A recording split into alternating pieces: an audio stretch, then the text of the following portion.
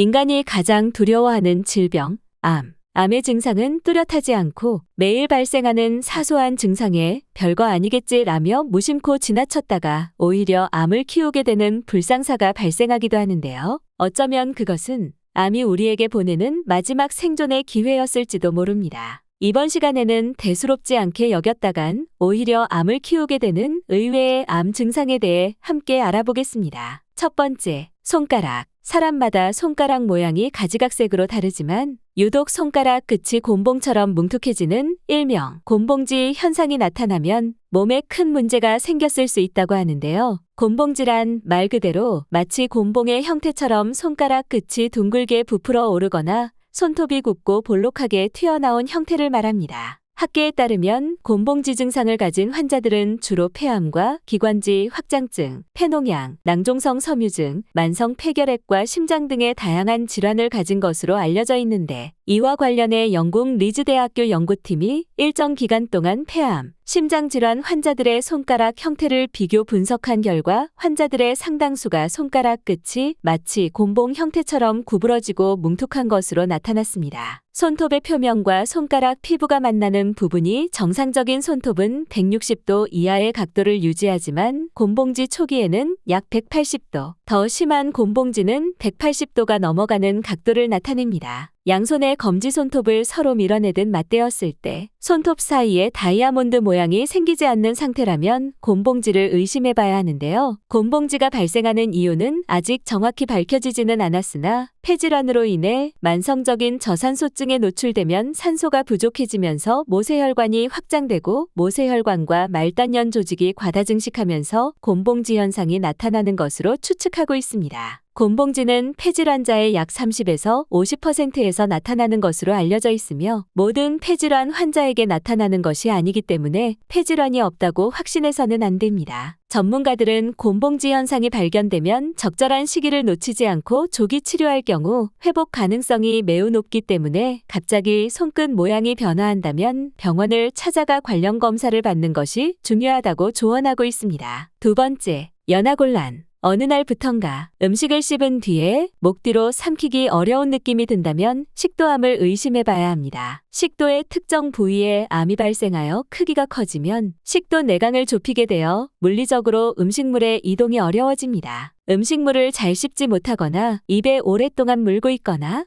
침이나 음식을 입 밖으로 흘리고 식사 중에 사레가 들리거나 식사 후 쉰 목소리가 난다면 식도암을 의심해야 합니다. 또한 음식이 넘어가지 않고 목에 남아있는 느낌이 들거나 음식이 역류되어 목으로 올라오기도 하고 가슴에 음식이 걸려서 내려가지 않는 느낌을 호소하기도 합니다. 처음에는 단단한 음식을 삼킬 때만 불편함을 느끼지만 점차 부드러운 음식을 넘길 때도 어려움을 겪게 되고 여기서 더 진행되면 나중에는 물조차도 삼키기 어려운 지경에 이르게 됩니다. 식도암을 일으키는 가장 큰 원인 중 하나가 바로 뜨거운 음식을 먹는 것인데요. 탕이나 찌개 또는 갓 나온 뜨거운 커피 같은 음료들을 바로 마시게 되면 음료가 흘러들어가는 구강, 인두, 후두, 식도에 가벼운 화상을 입게 됩니다. 식도에는 통점이 없어 통증이나 위험 신호를 느낄 수 없을 뿐더러 위장과는 다르게 보호막이 없어 더욱 손상을 크게 입게 되는데 식도 점막 내 세포가 뜨거운 음료에 의해 염증이 생겼다가 나아졌다를 반복하면서 세포 자체가 돌연변이를 일으켜 암세포로 바뀌게 된다고 합니다. 따라서 뜨거운 음식은 반드시 식혀서 드시는 것이 좋겠습니다. 세 번째, 동공 크기 축소. 거울을 봤을 때 한쪽 눈의 동공 크기가 비정상적으로 작다면 폐암을 의심해 봐야 합니다. 폐의 가장 위쪽에 생기는 종양을 판코스트라고 부르는데 판코스트 종양이 생기면 척수신경을 건드려 얼굴에 있는 교감신경의 손상으로 이어질 수 있습니다. 이 증상을 호너증후군이라고 부르는데 이 증상 중에는 한쪽 눈 동공이 다른 쪽에 비해 작아진다거나 한쪽 눈 위쪽 눈꺼풀이 처짐, 한쪽 눈이 약간 안쪽으로 들어가 보이거나 또는 한쪽 얼굴에만 땀이 나지 않는 증상, 한쪽 얼굴에만 홍조가 생기는 증상이 나타날 수 있습니다. 이러한 호너증후군 증상은 진단이 늦어질수록 암의 예후가 좋지 않기 때문에 증상이 나타난다면 그 즉시 병원을 방문해 정확한 검진을 받는 것이 좋습니다. 네 번째, 마른 기침. 어느 한 50세 남성이 마른 기침이 한 달 동안 지속되자 호흡기에 문제가 있다고 생각하여 이비인후과에 찾아가 처방받고 치료를 시작했는데요.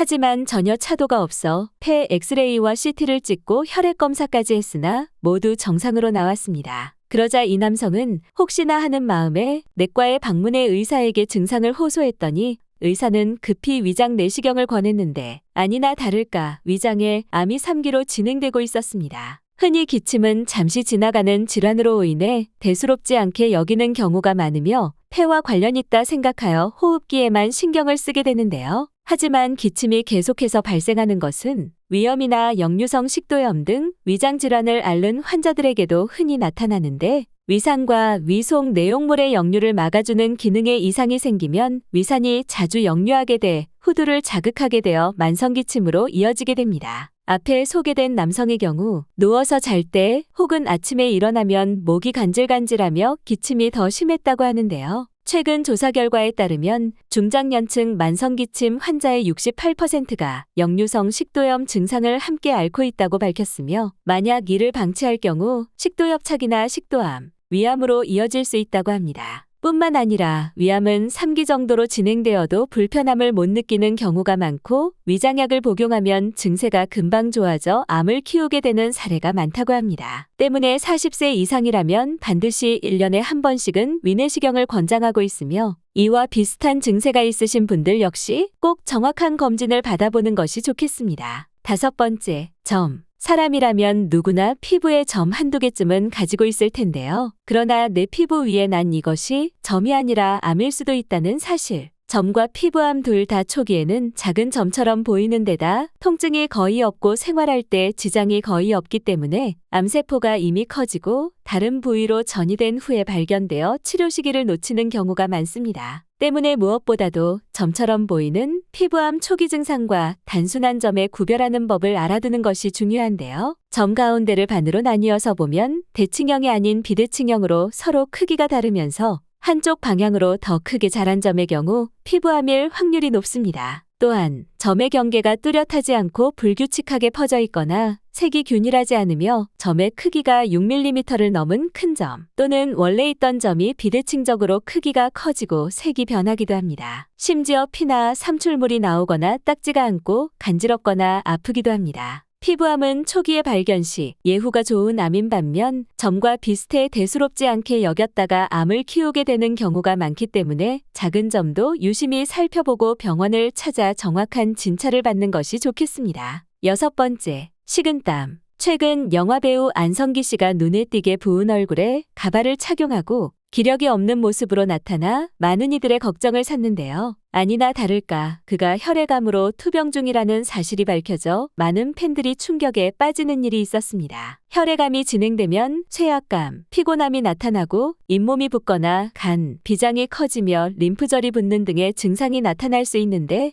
또 다른 의외의 증상 중 하나가 잘 때 식은땀을 흘린다는 것입니다. 잘 때 흘리는 식은땀은 수면 무호흡이나 불안장애, 갑상선 질환 등 다양한 질환의 원인이 될 수도 있지만 특히 주의해야 할 것이 바로 혈액암이라고 하는데요. 혈액암 환자의 30%가 덥지도 않은데 잘 때 베개가 젖을 정도로 땀을 많이 흘린다고 합니다. 그 이유는 혈액암 세포가 이유 없이 염증 물질을 내보내고 우리 몸의 면역 물질이 여기에 대응하는 과정에서 식은땀이 나게 된다고 합니다. 또한 암세포가 몸 여기저기를 침투하는 과정에서 피부 밑에도 염증을 일으켜 전신 가려움증이 생길 수 있다고 합니다. 이러한 의심 증상이 나타나면 바로 병원을 방문해 정확한 검사를 받는 것이 좋겠습니다. 7번째, 목소리. 수개월간 쉰 목소리가 돌아오지 않는 노인부터 태권도장을 다니면서 목소리가 변한 초등학생까지 많은 분들이 한 번쯤은 목소리가 변했던 경험이 있으실 텐데요. 그러나 이러한 목소리 변화를 대수롭지 않게 여겼다간 암세포가 커져 치료 시기를 놓치는 경우가 발생한다고 합니다. 사람의 목의 중앙부에 위치하고 있는 후두라는 기관은 말을 하고 숨을 쉬는데 가장 중요한 기능을 담당하는데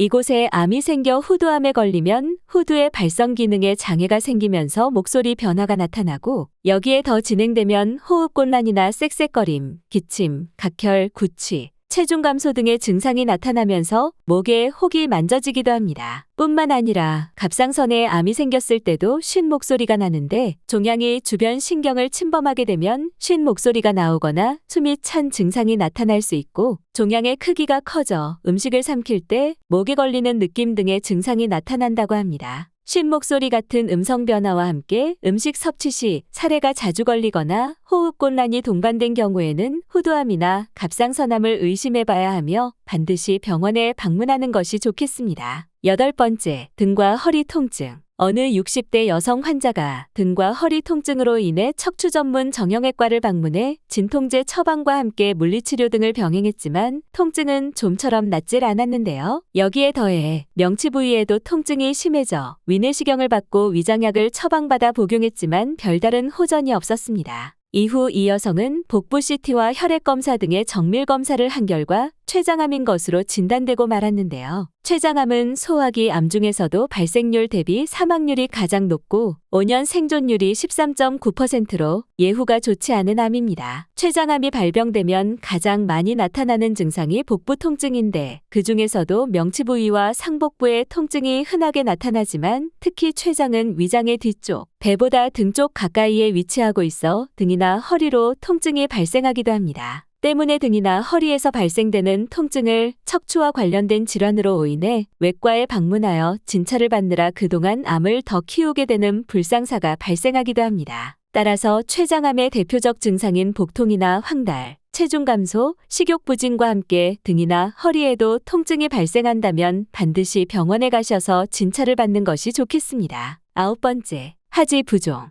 다리나 발이 붓는 하지 부종은 흔히 겪는 증상 중 하나이죠. 그러나 나이가 많은 노인에게서 나타나는 하지 부종은 오래 앉아 있거나 오래 서 있어서 발생하는 부종과는 달리 특정 질환에 의해 생기는 경우가 많은데요. 노인에게 나타나는 하지 부종은 신부전이나 신부전, 암 등의 질환으로 발생하는 경우가 있는데 국내 한 대학 병원의 연구 결과에 의하면 하지 부종을 호소한 우리나라 노인 226명의 질환을 조사했더니 그중 51.3%에 해당하는 116명이 암에 걸린 것으로 나타났습니다. 전문가들은 암이 생기면 영양 상태가 나빠져 혈관의 수분을 흡수하고 배출하는 단백질인 알부민 생성이 적어지기 때문에 부종이 나타나기 쉽고 암 환자는 신장이나 심장 등 여러 신체 부위의 질환을 복합적으로 앓을 확률이 높아 부종이 잘 나타난다고 합니다. 이러한 증상이 발견된다면 주저하지 말고 즉시 병원을 방문해 정확한 검진을 받는 것이 좋겠습니다. 오늘은 여기까지입니다. 오늘 영상이 도움이 되셨다면 좋아요와 구독 눌러주시고 소중한 분께 이 영상을 공유해주세요. 저는 더욱 유익한 영상으로 다시 찾아뵙겠습니다. 오늘도 건강하세요.